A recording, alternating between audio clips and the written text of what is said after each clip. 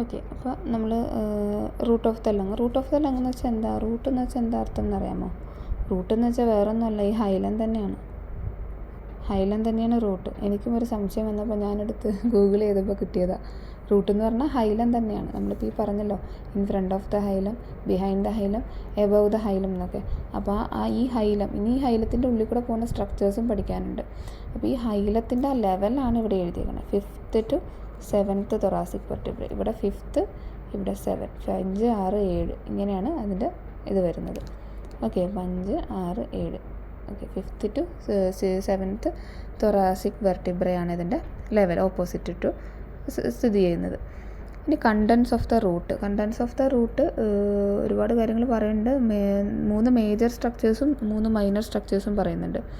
3 major, 3 minor. 3 major എന്തൊക്കെയായിരിക്കും? Yes, the main bronchus. ഹൈലത്തിലൂടെ എന്തൊക്കെ പാസ് ചെയ്യുന്നത് നമുക്ക് ഒരു ബ്ലൈൻഡ് ആയിട്ടുള്ള ഐഡിയ ഉണ്ടാവുമല്ലോ.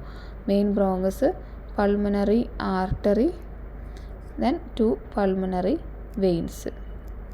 ഇതൊക്കെ ഹാർട്ടിൽ നിന്നും അങ്ങോട്ടും ഇങ്ങോട്ടൊക്കെ പോകുന്ന, ഹാർട്ടിലേക്ക് പോകുന്നതും ഹാർട്ടിൽ നിന്ന് വരുന്നതും ഒക്കെ ആയിട്ടുള്ള വെസൽസും 2 മെയിൻ ബ്രോങ്കസ്. ഇതാണ് മേജറായിട്ടുള്ള വരുന്നത്. പിന്നെ മൈനറായിട്ട് നമുക്ക് bronchus, pulmonary lymph nodes, pulmonary plexus, bronchial vessels ഒക്കെ പറയുന്നുണ്ട്. അത് ബ്രോങ്കിയൽ ആർട്ടറി, ചെറിയ ബ്രോങ്കിയൽ ആർട്ടറികൾ, ബ്രോങ്കിയൽ നെർവ്സ് ഒക്കെ പറയുന്നുണ്ട്. പിന്നെ ഈ റൂട്ട് ഓഫ് ദ ലങ്ങിലാണ് നമ്മൾ പ്ലൂറയിൽ പറഞ്ഞ പൾമണറി ലിഗമെൻറ്റ് വരുന്നത് കേട്ടോ.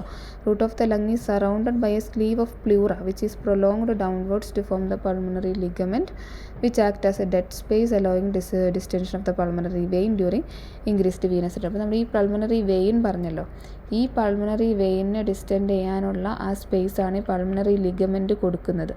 അത് പ്രസൻ്റ് ആയിരിക്കുന്നത് എവിടെയാണ്? ഈ റൂട്ട് ഓഫ് ദ ലങ്ങിൽ തന്നെയാണ് പ്രസൻ്റ് ആയിരിക്കുന്നത്. ഇപ്പോൾ ഏകദേശം ഒരു ഐഡിയ കിട്ടിയിട്ടുണ്ടാവുമല്ലോ. പിന്നെ arrangement of structures in the root. അപ്പോൾ ഈ റൂട്ടിൽ സ്ട്രക്ചേഴ്സ് എങ്ങനെ അറേഞ്ച് ചെയ്യാം എന്നുള്ളതും ഒരു ഇമ്പോർട്ടൻ്റ് ആയിട്ടുള്ളൊരു ടോപ്പിക്ക് തന്നെയാണ്. അതിൽ ആൻറ്റീരിയർ ടു പോസ്റ്റീരിയർ ആണ് കൂടുതലും ഇമ്പോർട്ടൻ്റ് ആയിട്ടുള്ള. കാരണം വെച്ചാൽ അത് 2 സൈഡിലും സെയിം ആണ്. അതായത് ഈ റൂട്ടിൽ ഈ നമ്മുടെ മെയിൻ ബ്രോങ്കസ് വരുന്നുണ്ട്, പിന്നെ ആർട്ടറി വരുന്നുണ്ട്, വെയിൻ വരുന്നുണ്ട്. അപ്പോൾ ഇതൊക്കെ എങ്ങനെ അറേഞ്ച് ചെയ്തിരിക്കുന്നത് എന്നുള്ളത്. അപ്പം ആൻറ്റീരിയർ ടു പോസ്റ്റീരിയർ, അത് മുമ്പിൽ നിന്ന് പുറകിലേക്ക് നോക്കുകയാണെങ്കിൽ 2 സൈഡിലും സെയിം ആണ്.